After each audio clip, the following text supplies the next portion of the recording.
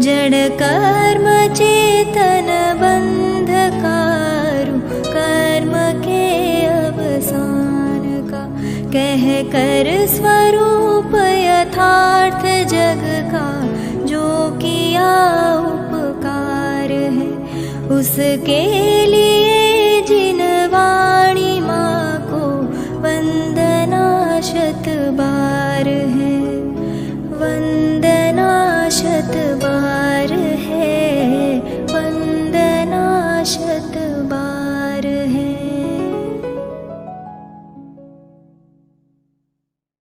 जीयात् निरस्त निःशेष सर्वथैकान्त शासनम्, सदा श्रीवर्धमानस्य विद्यानन्दस्य शासनम्, विद्यानन्दस्य शासनम्। जिन्होंने सभी सर्वथैकांत वादियों को निरस्त कर दिया, ऐसे श्री वर्धमान के विद्यानंदमय ज्ञानानंदमय श्री वर्धमान का शासन सदा जयवंत हो।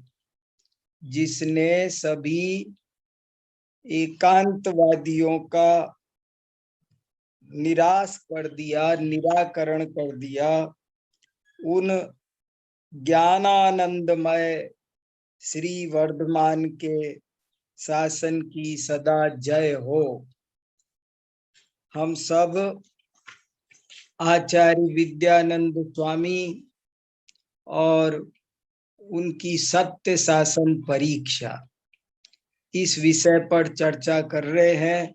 कल हमने आचार्य विद्यानंद स्वामी कौन थे, कहाँ हुए, क्या क्या उनका परिचय है और उनके कितने ग्रंथ मिलते हैं, उनका क्या योगदान है, इत्यादि विषयों पर चर्चा की। आचार्य विद्यानंद स्वामी के जो कुल मिलाकर 9 ग्रंथ मिलते हैं, उन 9 ग्रंथों की क्या क्या विषय वस्तु है, इसकी भी संक्षेप में चर्चा की।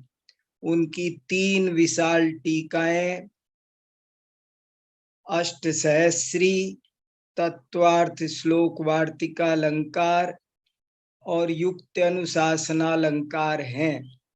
इसके अलावा उनकी 6 मौलिक कृतियां हैं, पत्र परीक्षा, आप्त परीक्षा, प्रमाण परीक्षा और विद्यानंद महोदय और पार्श्वनाथ स्तोत्र। ये इस कुल मिलाकर उनकी 9 कृतियां हैं और सन 770 से लेकर सन 840 तक का उनका समय, मैसूर के गंगवंशी राजाओं के समय, ये सब बातें हमने कल की। ये भी किंवदंती है कि आचार्य विद्यानंद स्वामी जन्म से जैन नहीं थे, वे ब्राह्मण थे, परंतु एक दिन देवागम स्तोत्र को सुनकर और उसका विचार करते करते वे जैन हो गए। आप्तमीमांसा देवागम स्तोत्र उनके जीवन में परिवर्तनकारी सिद्ध हुआ। और जैसा कि अभी हम सत्य शासन परीक्षा को पढ़ते हुए देखेंगे कि सत्य शासन परीक्षा पूरी तरह उस आप्त मीमांसा पर ही आधारित है। आप्त मीमांसा की विषय वस्तु को इन्होंने दूसरे ढंग से इस सत्य शासन परीक्षा में कहा है, क्योंकि ये उससे आप्त मीमांसा से बहुत अधिक प्रभावित हुए थे। तो ऐसी ये सत्य शासन परीक्षा है। कुछ लोग ये भी कहते हैं कि आचार्य विद्यानंद स्वामी का ही पुराना नाम पात्र केसरी था। अब था कि नहीं इस पर भी मतभेद है, लेकिन कुछ लोग कहते हैं कि पात्र केसरी ही बाद में जैन आचार्य विद्यानंद बने। और लेकिन जो भी है, आचार्य विद्यानंद और उनकी 9 कृतियां जैन साहित्य में अपना बहुत महत्वपूर्ण स्थान रखती हैं। और उनमें से अब आज हम थोड़ी चर्चा करेंगे, थोड़ा समझेंगे उनके एक महत्वपूर्ण और अपरिचित प्राय, जिसके बारे में लोगों को प्राय पता नहीं है। ऐसा ये ग्रंथ है सत्य शासन परीक्षा। इस सत्य शासन परीक्षा पर कोई ऐसा काम खास हुआ नहीं है, इसका अध्ययन अध्यापन प्राय नहीं होता है। ये किसी विश्वविद्यालय में कोर्स में भी नहीं लगा हुआ है। ये बात अलग है कि इस सत्य शासन परीक्षा पर अभी थोड़े दिन पहले जर्मनी की एक यूनिवर्सिटी में रिसर्च हुई है, पीएचडी हुई है।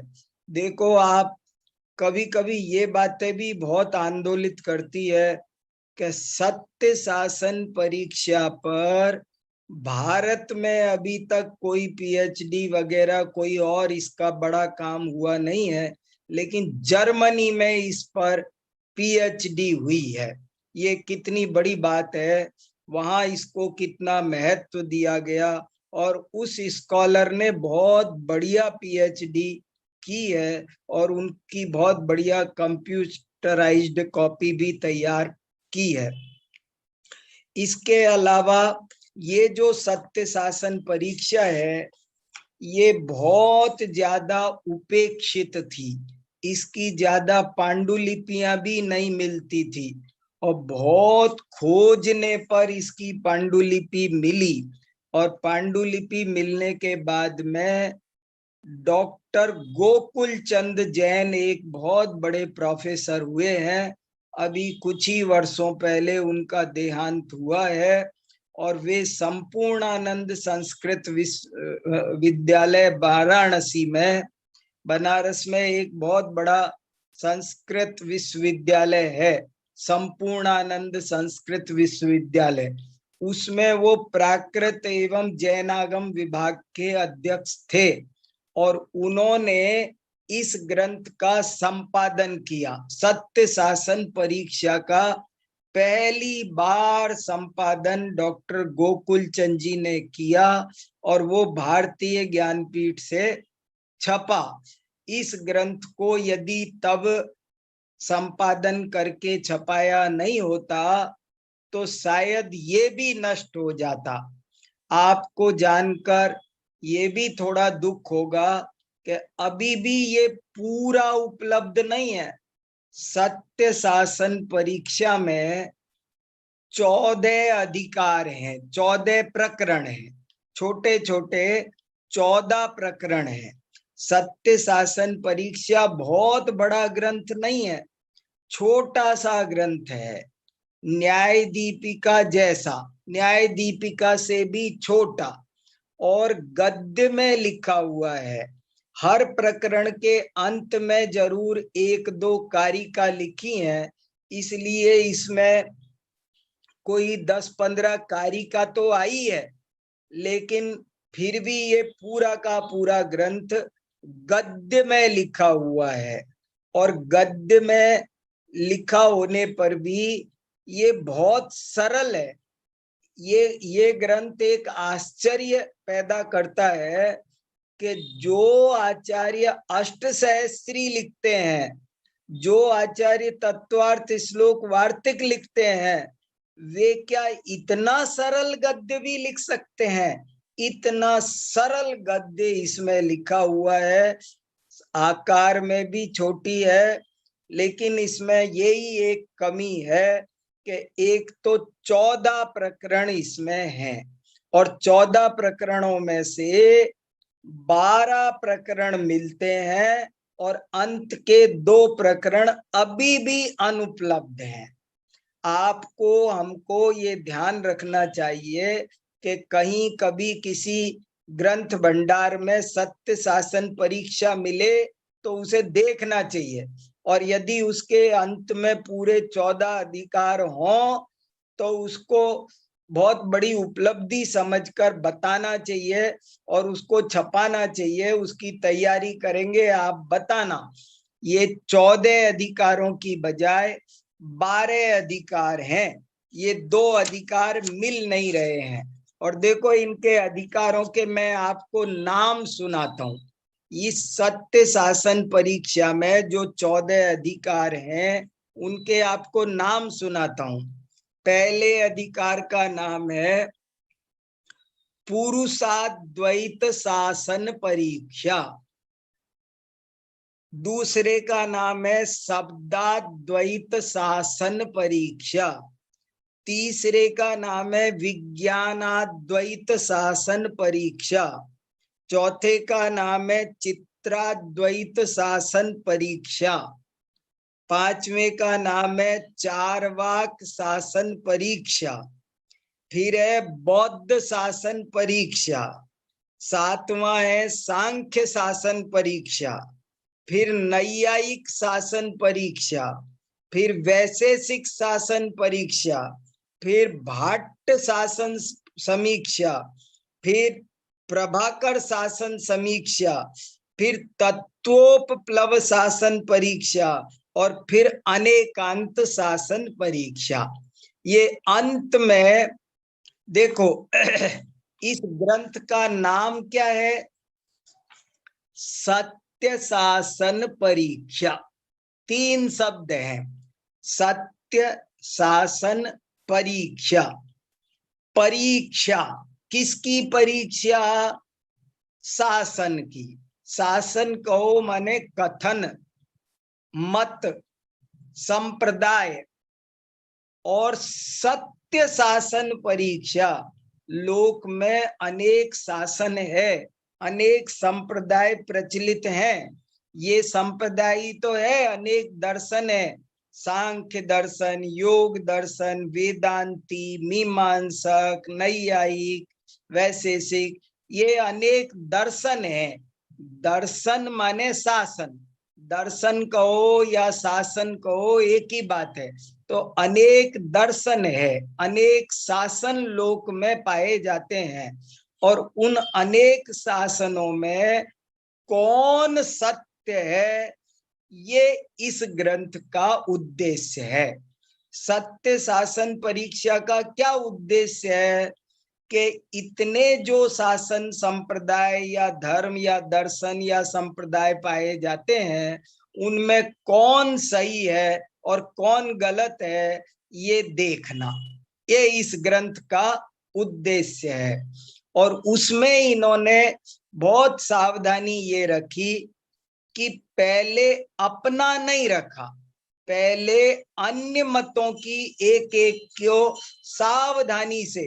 इसमें सबसे बड़ी बात है कि पहले पूर्व पक्ष रखा गया।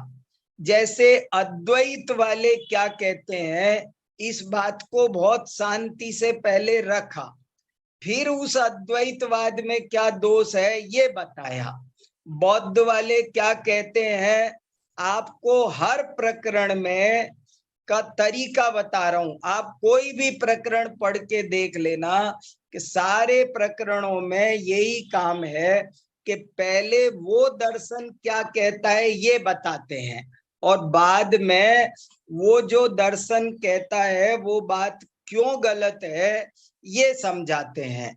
इस तरह एक एक दर्शन की पहले पूर्व पक्ष बाद में उत्तर पक्ष लिखकर समीक्षा की है, और वो बहुत महत्वपूर्ण है।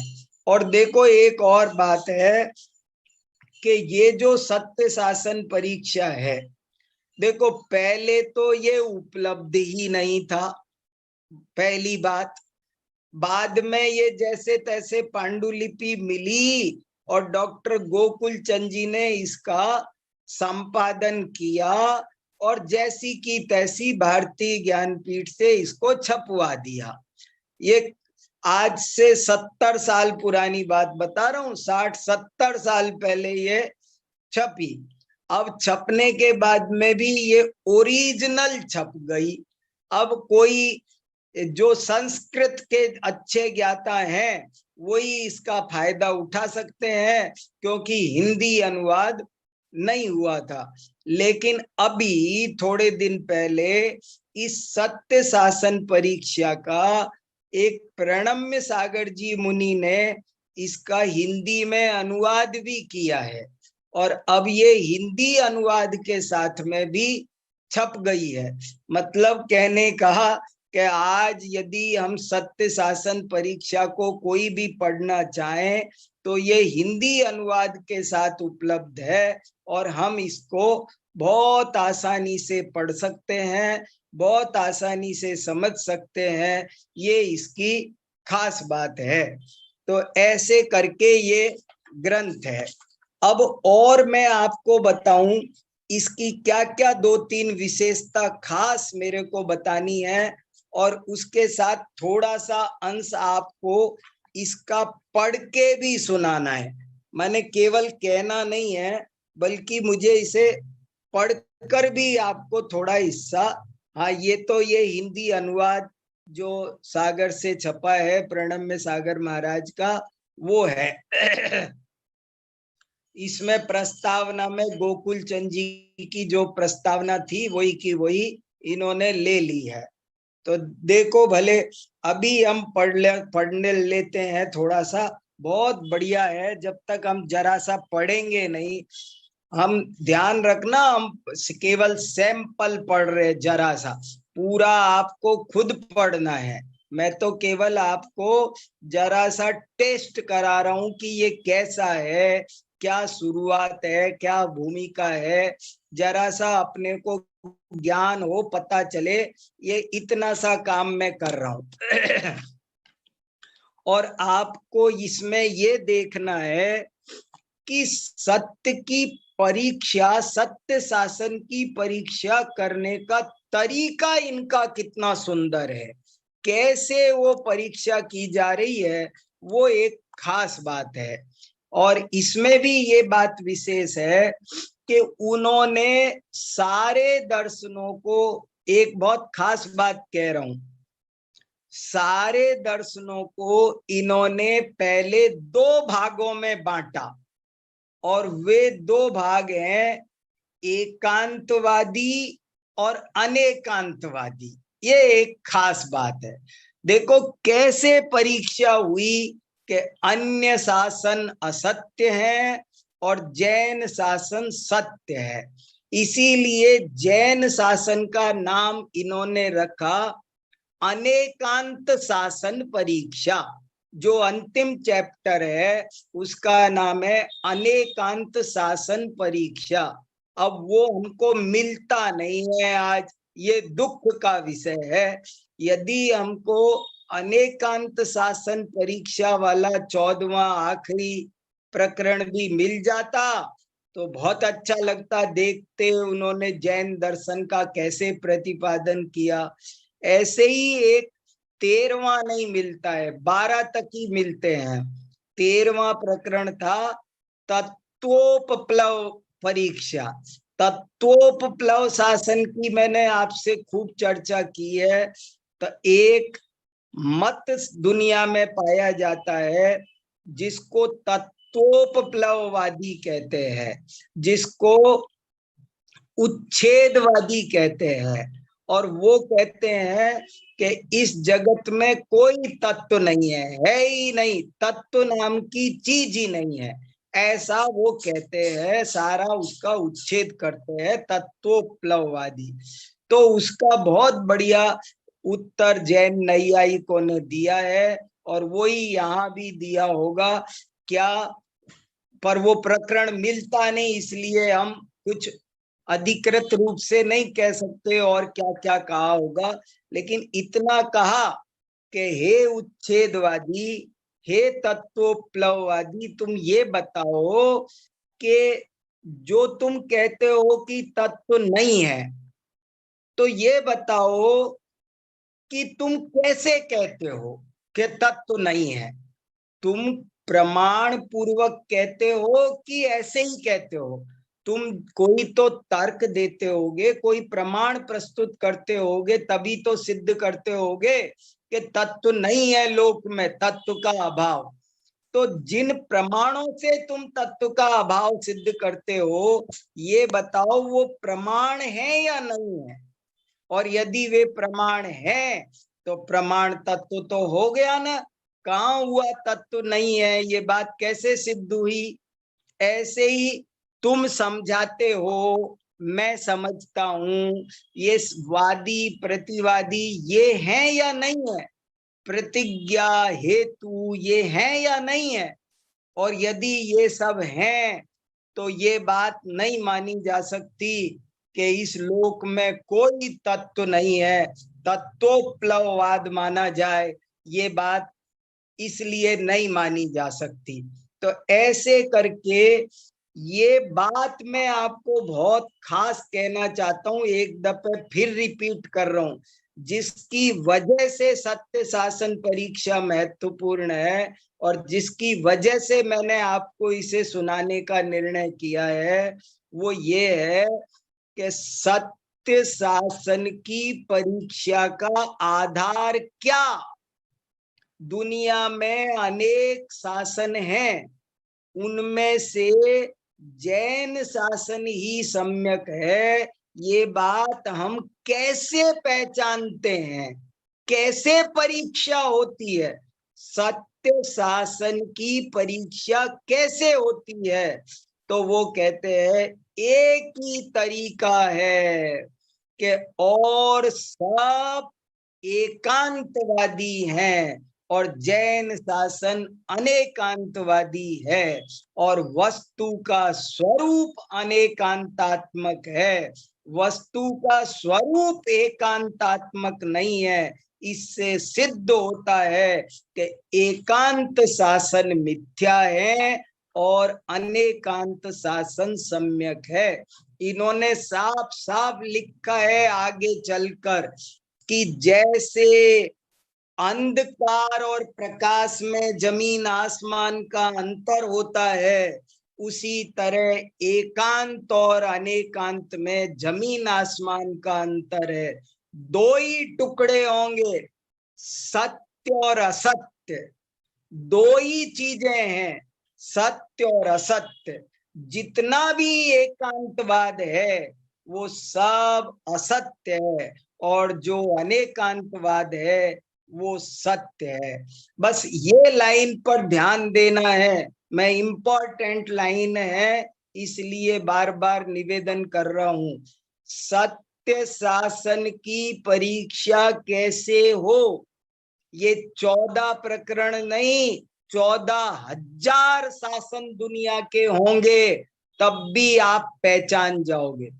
14,000 शासन भी हों तो आप पहचान जाओगे कि कौन सत्य है और कौन असत्य है। और कैसे कि जितने भी मिथ्या शासन हैं सब एकांतवादी हैं और जो सम्यक शासन है वो अनेकांतवादी है।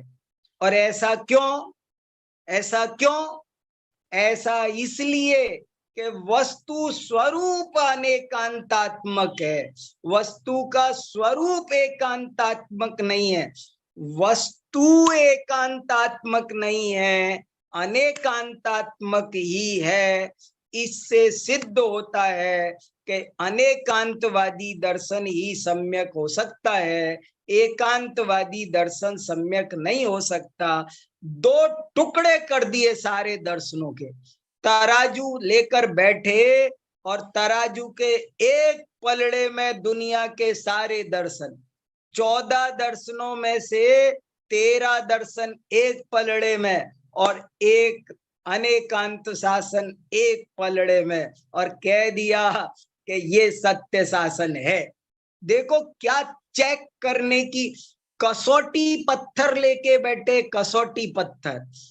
नकली सोना कितना है, गलत माल कितना है, गलत उत्तर कितने हैं, कितने भी हो, हम उत्तर माला लेके बैठे हैं और सही उत्तर को हम पहचानने में देर नहीं लगाएंगे। अरे हम असली हीरे को पहचान सकते हैं, नकली हीरे को हम बता सकते हैं कि ये नकली हीरा है। इसी तरह यहाँ इन्होंने, ये ग्रंथ बहुत प्यारा है, आपको ग्रुप पर हमने हिंदी अनुवाद भेज दिया है। आप एक बार उसके हिंदी अनुवाद से थोड़े बहुत 10-20 पेज पढ़कर देखो, आपको बहुत आनंद आएगा। मैंने अभी पहले पढ़ा था और अभी फिर से पूरा पढ़ लिया है।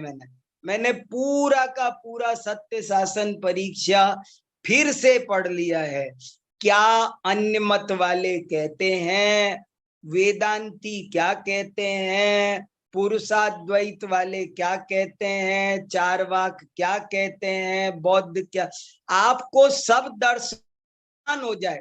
जो सत्य शासन परीक्षा पढ़ेगा उसको सभी दर्शनों का ज्ञान भी हो जाएगा। वे क्या क्या कहते हैं, उनकी मूल मान्यताएं क्या है, वो सब आपको समझ में आ जाए। इतना छोटा सा ग्रंथ है, 50 पेज का भी नहीं है। अब 50 पेज का ग्रंथ भी अगर हम ना पढ़ें तो कैसे पता चले। लिखा ने महेंद्र कुमार न्यायाचार्य ने, सत्य शासन परीक्षा तो जैन न्याय का एक तेजोमय रत्न है, तेजस्वी रत्न है। तो ऐसा ये एक तेजस्वी रत्न है, इसको जरूर आप पढ़ेंगे तो आपको सही गलत को पहचानना भी आएगा, और अन्य दर्शन क्या क्या बातें कहते हैं और वे बातें क्यों कमजोर है, ये सारी बातें बहुत अच्छी तरह समझ में आएंगी।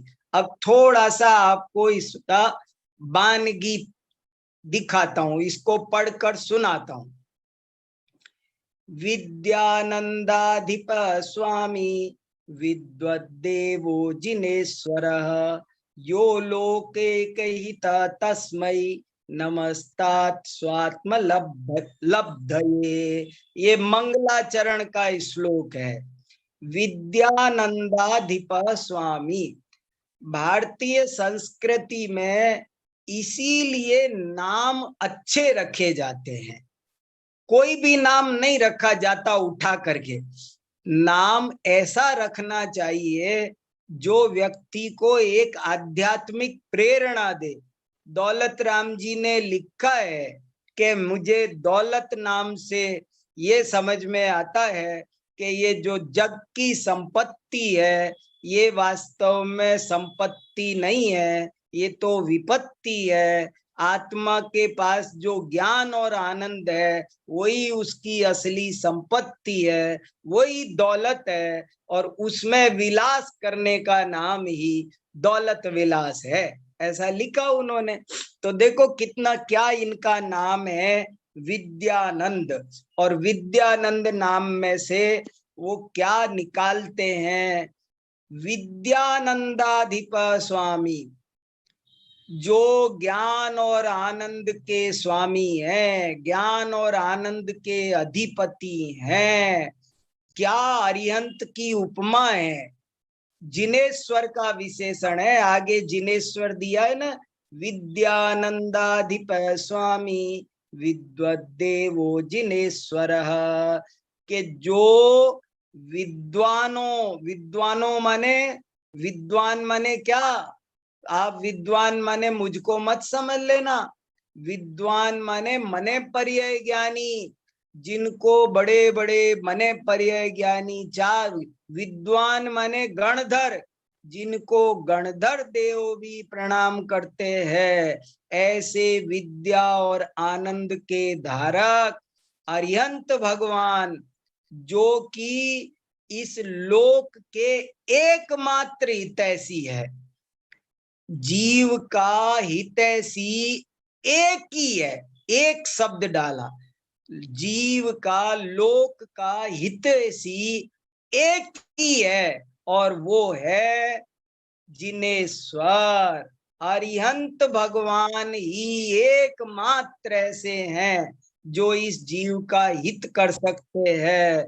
और मैं उन अरिहंत भगवान को, जिनको बड़े बड़े गणधर आदि विद्वान प्रणाम करते हैं, मैं उनको अपने स्वात्म लब्धि के लिए भक्ति पूर्वक प्रणाम करता हूँ। विद्यानंदाधिप स्वामी विद्वद्देवो जिनेश्वर यो लोकैकहित तस्मै नमस्तात् स्वात्मलब्धये। अथ सत्य शासन परीक्षा। इयमेव परीक्षा यह अस्य इदम उपपद्यते नवा इति विचारः। क्या गजब की बात है। परीक्षा किसे कहते हैं? ये बात ऐसी है या नहीं है, ये बात ऐसे सही है या नहीं है, ऐसा जो विचार किया जाता है उसे परीक्षा कहते हैं। साच शासनस्य सत्यत्वेव उपपद्यते। वह परीक्षा शासन की सत्यता होने पर ही हो सकती है। तत्रैव विवादात्, क्योंकि उसी में विवाद है। विवाद है माने कौन सा मत सच्चा है, इस बात में मतभेद है।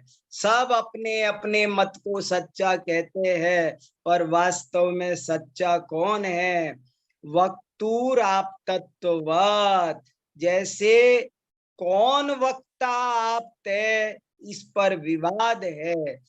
वक्ता दुनिया में बहुत है, लेकिन उन वक्ताओं में कौन आप्त है, क्या फर्क हुआ वक्ता और आप्त में? देखो आज स्पष्ट हो रहा है।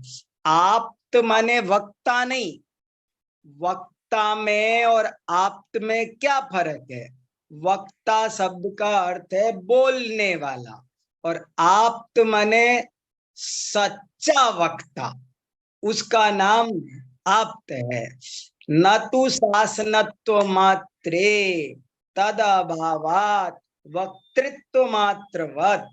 वह केवल शासन होने से कोई सच्चा नहीं होता, केवल वक्ता होने मात्र से जैसे कोई आप्त नहीं होता। जैसे कोई व्यक्ति केवल वक्ता होने मात्र से आप्त नहीं हो जाता, ऐसे ही कोई संप्रदाय होने मात्र से, दर्शन होने से, शासन होने से वो सत्य शासन नहीं हो जाता। सत्य शासन होने के लिए उसे परीक्षा की कसौटी पर उत्तीर्ण होना होगा। यही यहाँ पर पुरुषाद्वैत, शब्दाद्वैत, विज्ञानाद्वैत, चित्राद्वैत शासनानि, चार्वाक, बौद्ध, शेश्वर, निरीश्वर, सांख्य। सांख्य दो तरह का होता है, एक शेश्वर सांख्य, एक निरीश्वर सांख्य। शेश्वर सांख्य माने जो ईश्वर की सत्ता मानता है, निरीश्वर सांख्य माने जो ईश्वर की सत्ता नहीं मानता है। सांख्य दर्शन के दो भेद हो गए कालांतर में। नैयायिक, वैशेषिक, भाट, प्राभाकर शासनानी, ये चार अद्वैत हो गए। ऊपर पुरुषाद्वैत, शब्दाद्वैत, देखो इन सब की थोड़ी थोड़ी जानकारी होनी चाहिए। पुरुषाद्वैत माने जो एक ही पुरुष मानता है, पुरुष माने आत्मा, जो एक आत्मा मानता है उसका नाम पुरुषाद्वैत है। जो केवल इस लोक में एक दर्शन है जो केवल शब्द को ही मानता है, उसका नाम शब्दाद्वैत है। एक दर्शन ऐसा है जो इस लोक में केवल ज्ञान की सत्ता मानता है, वो विज्ञानाद्वैत है। और एक चित्राद्वैत है, वो चित्रात्मक जगत की सत्ता मानता है। और चार्वाक दर्शन एक जो केवल प्रत्यक्ष प्रमाण को मानता है, पुण्य पाप स्वर्ग नरक कुछ नहीं मानता, जो आंखों से दिखे वही मानता है, वो चार्वाक दर्शन है। बौद्ध दर्शन शेश्वर, निरीश्वर, सांख्य, नैयायिक, वैशेषिक, भाट, प्रभाकर, भाट और प्रभाकर ये मीमांसक दर्शन के भेद है। तत्वोप्लव शासनम अनेकांत शासनम चेति अनेक शासनानि प्रवर्तन्ते। लोक में ये अनेक शासन प्रवर्तन्ते, प्रवर्तित हैं, चल रहे हैं। न च सर्वाणि अपि तानि सत्यानि भवन्ति, वे सब सत्य नहीं हो सकते। न च, कितना बढ़िया लिखा, न च सर्वाणि अपि तानि सत्यानि भवन्ति, वे सब सत्य नहीं होते। द्वैताद्वैत भावा भावादि परस्पर विरुद्धार्थ प्रतिपादनात्। देखो कैसे झटके में निर्णय नहीं, कितना बढ़िया निर्णय है ये, हर कोई नहीं कर सकते। इस बात पर आपको आनंदित होना चाहिए, कैसी कला निकाली कि ये जो सारे हैं, कोई द्वैत रूप है, कोई अद्वैत रूप है, कोई भाव रूप है, कोई अब सारे दर्शनों का बंटवारा दो में करो। पहले सारे दर्शनों का बंटवारा दो भागों में करना चाहिए, या तो वे द्वैतवादी होंगे या अद्वैतवादी होंगे, या तो वे भाववादी होंगे या तो वे अभाववादी होंगे। ऐसे दो भागों में पहले बांटना चाहिए। मुझे ये बहुत दिन तक समझ में नहीं आया था। देवागम स्तोत्र में भी ये कारिका आई है, ये वहीं का प्रभाव है। ऐसा लिखा है देवागम स्तोत्र में, सर्वेषाम आप्तता नास्ति के तीर्थ कृत समयानाम च परस्पर विरोधता, सर्वेषाम आप्तता नास्ति कश्चिदेव भवेत गुरु। ये कारिका बहुत दिन तक समझ में नहीं आई कि भाई तीर्थकृत समयानाम परस्पर विरोधता, के सारे दर्शनों में परस्पर विरोध है। तो परस्पर विरोध है, इससे ये कहां सिद्ध हो गया कि ये सब गलत है, यही एक सही है? तो ऐसे सिद्ध हो गया कि पहले सबको दो भागों में बांटो। सारे दर्शन या तो द्वैतवादी हैं या अद्वैतवादी है, या भाववादी हैं या अभाववादी हैं। अब देखो, यदि भाववादी सही है तो अभाववादी सही नहीं हो सकता, यदि द्वैतवादी सही है तो अद्वैतवादी सही। अगर प्रकाश सही है तो अंधकार सही नहीं हो सकता, यदि अंधकार सही है तो प्रकाश सही नहीं हो सकता। बेकार बात है, परस्पर विरोधी बात सही नहीं हो सकती।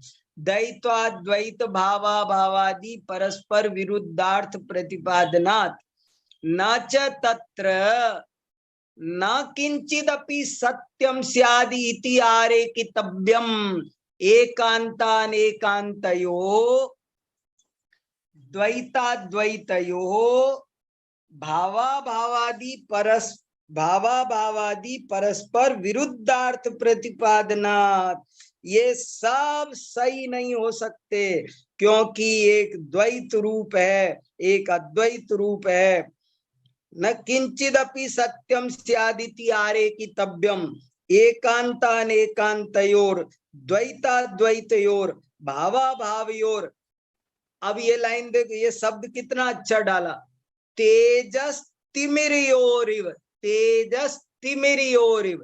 तेज माने प्रकाश, तिमिर माने अंधकार।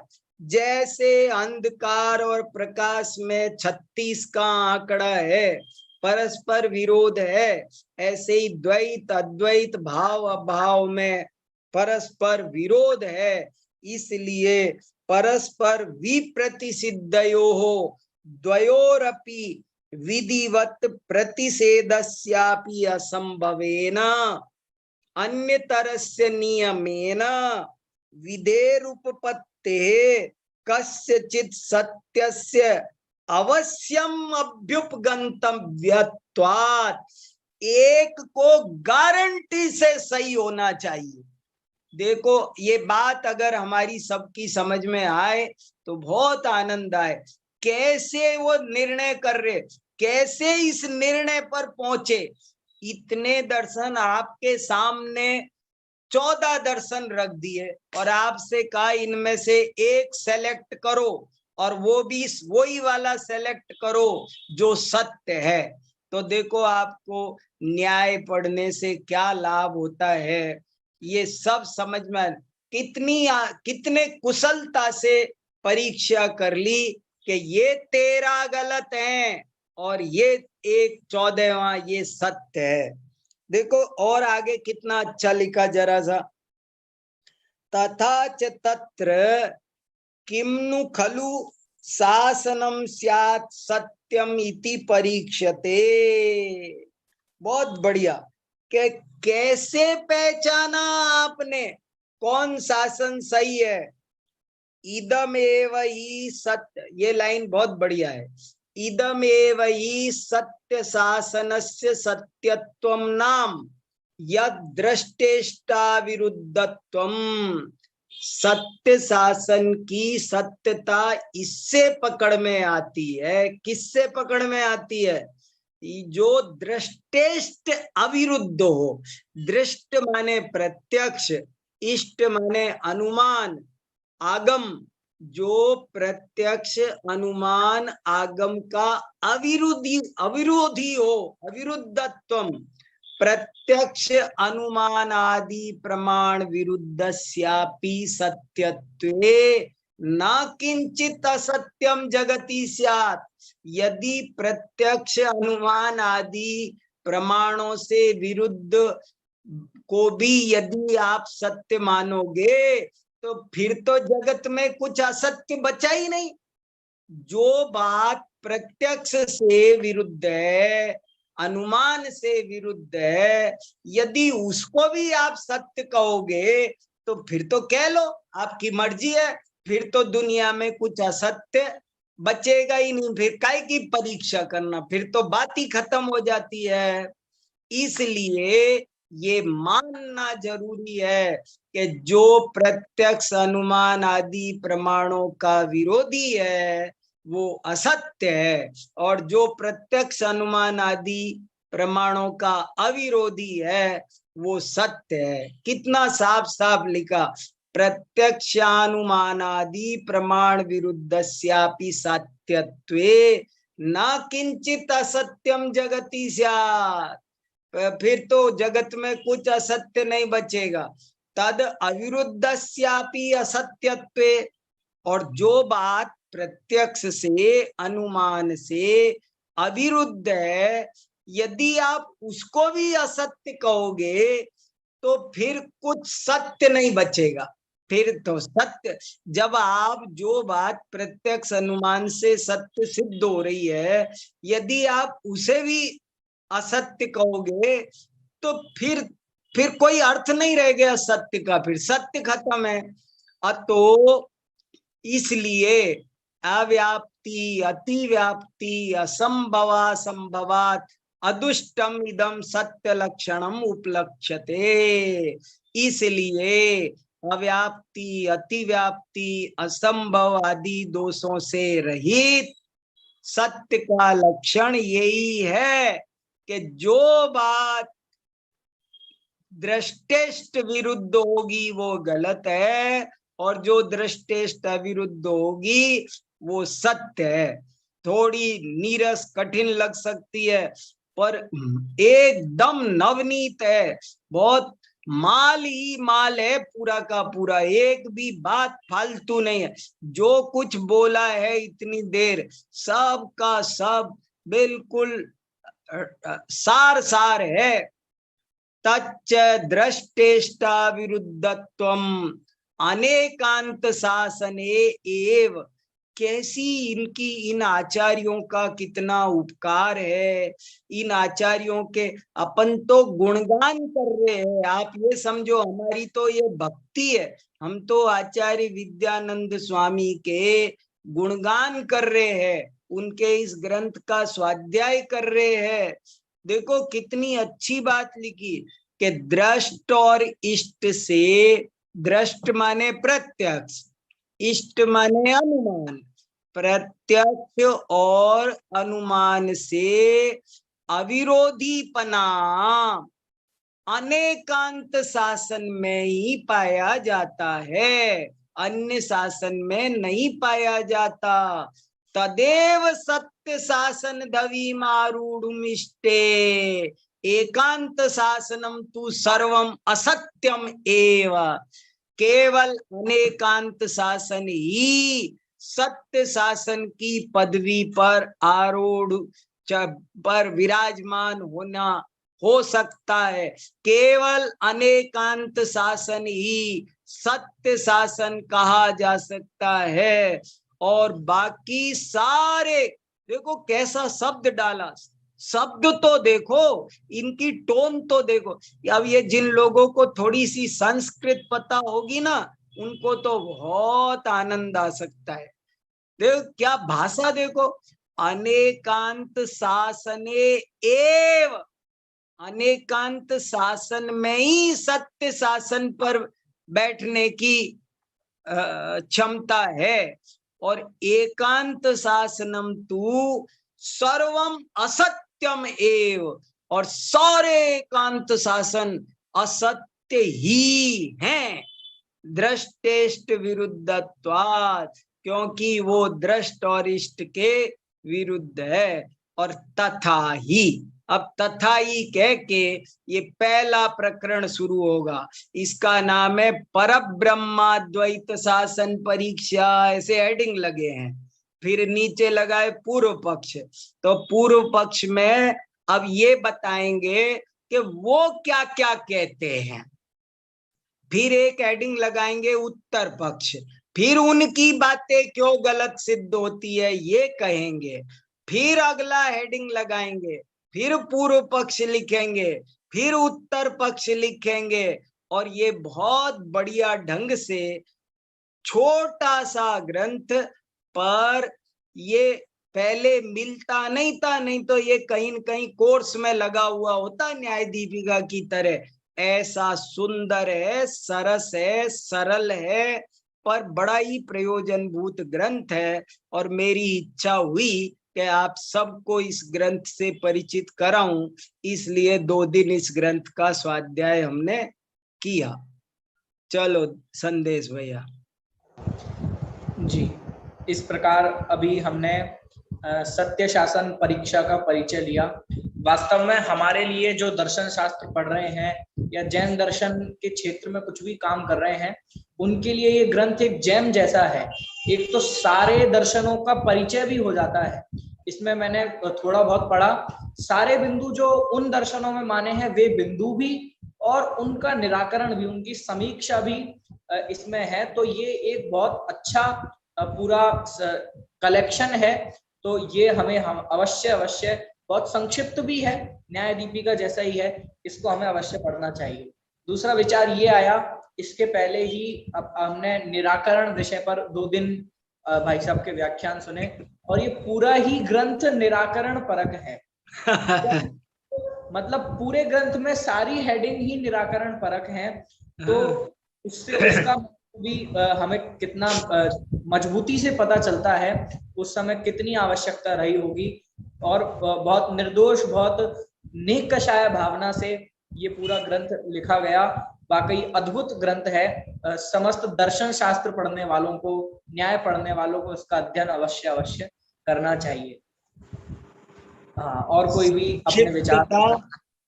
संक्षिप्तता और सरलता जी, तो इसकी बहुत बड़ी विशेषता है। बहुत छोटे छोटे वाक्य है, एक एक पे। अब जैसे पूरा वेदांत मत क्या है, ये आप 1 पेज में पढ़ सकते हो। ये इतना बढ़िया, मूल आचार्य का 1 पेज में बता दिया कि वो जो पुरुषाद्वैतवादी हैं वे क्या कहते हैं, और फिर आधे पेज में बता दिया कि उनकी बात में क्या गलती है। मैं तो इस बात पर चकित हो गया एक पेज में बताते हैं कि बौद्ध मत वाले क्या कहते, और एक आधे पेज में बता देते हैं कि उनसे कहाँ चूक हो रही है, कहाँ गलती है। तो सारे 9 के 9 दर्शन माने जाते हैं, 6 वैदिक 3 अवैदिक। एक इस ग्रंथ को पढ़ लो तो उन सब का आनंद आ जाएगा। बताओ, जर्मनी में कोई रिसर्च हुई इस पर, पीएचडी हुई, कितनी बड़ी बात है। हमारे यहाँ ध्यान नहीं देते, कोई पढ़ते नहीं इस पर। मैं खोज रहा था कहीं कोई यूट्यूब पर कोई सत्य शासन परीक्षा पर कुछ मैटर है क्या, कहीं कुछ नहीं मिला मुझे। चलो, हाँ दिनेश जी।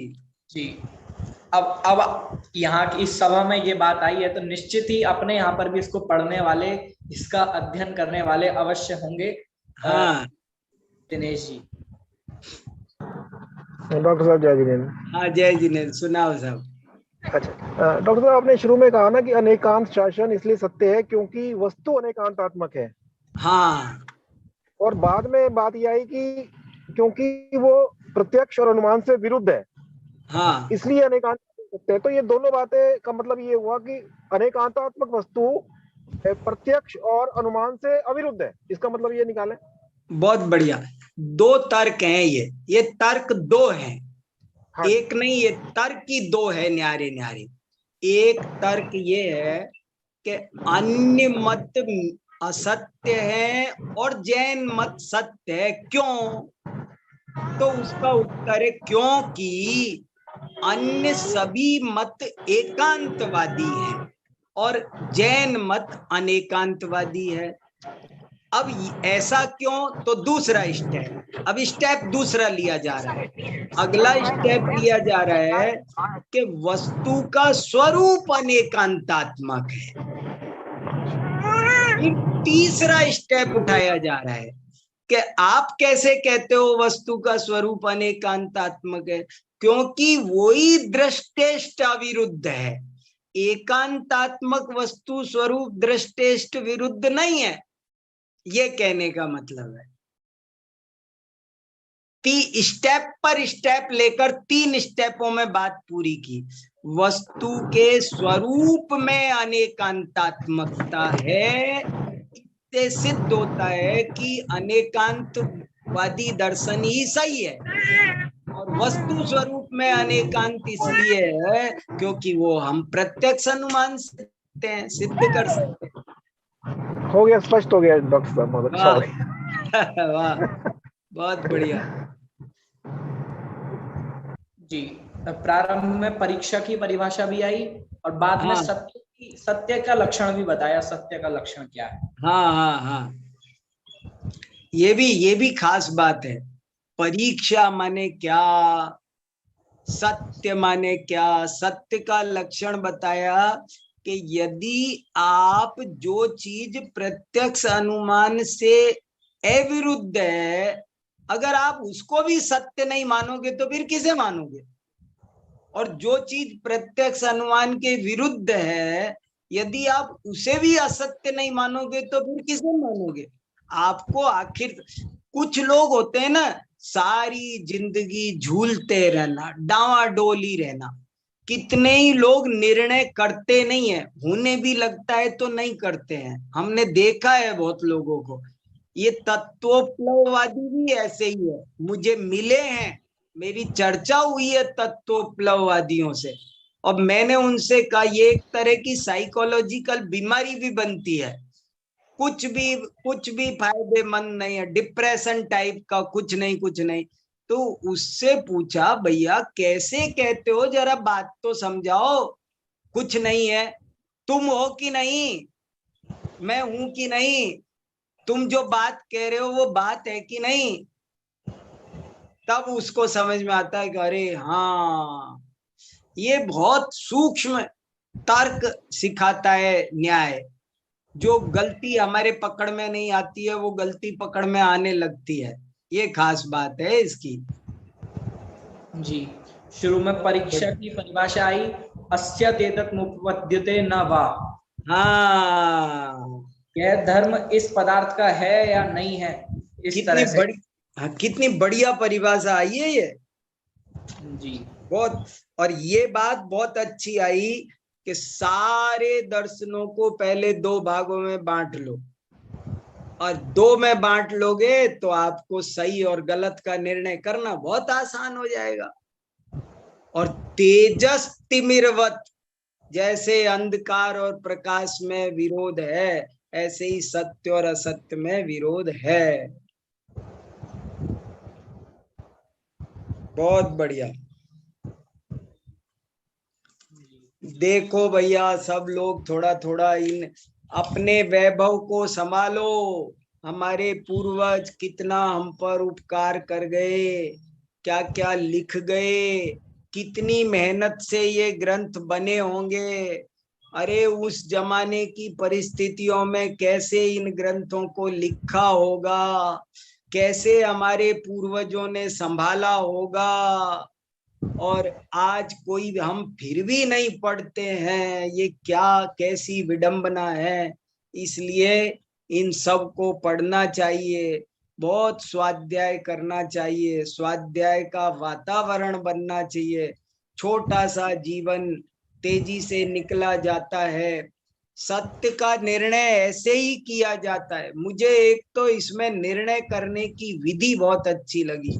ऐसे ही हमको मोक्ष मार्ग आदि का निर्णय करना भी एक कला है। हमें इतनी बात तो समझ में आ सकती है ना कि राग द्वेष दुख रूप है, इतना तो निर्णय हो सकता है ना। वीतरागता सुख रूप है, ये सारा सार है ना। तो इसलिए ये सब पढ़ना चाहिए। चलो भैया, जी हो गया। जी, इस प्रकार हमने 2 दिनों में आचार्य विद्यानंद और उनकी सत्य शासन परीक्षा, इन दोनों विषयों पर आदरणीय भाई साहब का व्याख्यान सुना। हम ये व्याख्यान तो मात्र हमें प्रेरणा देने के लिए है। भाई साहब ने कुछ रस हमें चखाया है, हमें प्रेरणा दी है इसके माध्यम से कि हमें इन ग्रंथों को, ये जैन शासन की वास्तविक संपत्ति है, इनको हमें अध्ययन अध्यापन इनका अवश्य करना चाहिए, जिससे जैन शासन और स्थापन हो पाएगा, जैन शासन स्थापित हो पाएगा। और ये तो दूर की बात, अपना तत्व निर्णय भी, सत्य का निर्णय भी इन ग्रंथों के माध्यम से ही हम कर सकते हैं। ऐसी प्रेरणा के साथ इन ग्रंथों का अध्यापन हमें करना चाहिए। इसी भावना के साथ अभी की सभा को यहीं पर विराम लेंगे।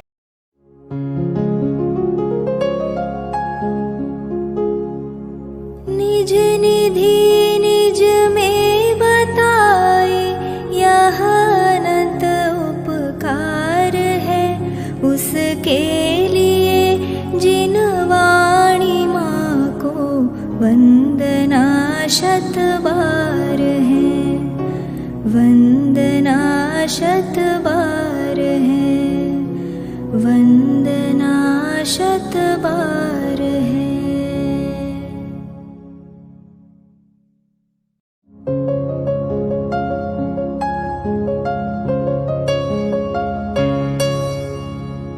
जिन वाणी भारती तो ही जपो दिन रैन, जो तेरी शरणा गहे सो पावे सुख चैन। जा वाणी के ज्ञान दे सूझे लोकालोक, सो वाणी मस्तक नवो सदा देत हो ढोक, सदा देत हो